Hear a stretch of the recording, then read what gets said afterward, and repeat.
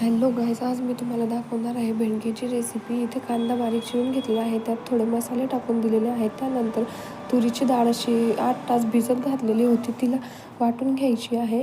ती वाटल्यानंतर दोघं छान असं मिक्स करून घ्यायचे आहे। कांदासुद्धा बारीक काटलेला असावा, कारण की ते छान लागतं मग खायला। आणि ते मिक्स केल्यानंतर त्याचे असे गोल गोल गोळे बनवून घ्यायचे आहेत व ते नंतर आपण स्टीम करायला ठेवणार आहोत। तर ते मी इडलीच्याच भांड्यात इथे बनवत आहे।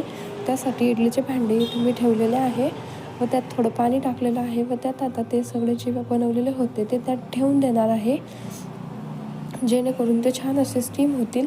त्यानंतर मस्तपैकी असं जेवणाला मस्त असा मेनू होता। कढी, भेंडी आणि भाजी होती, ती आम्ही खाऊन घेतली। त्यानंतर अंग शेकायला बसलो, लाईट नव्हती, त्यामुळे व्हिडिओ एवढा क्लिअर आला नाही। नेक्स्ट टाइम तुमच्यासोबत छान रेसिपी शेअर करेल। थँक्यू।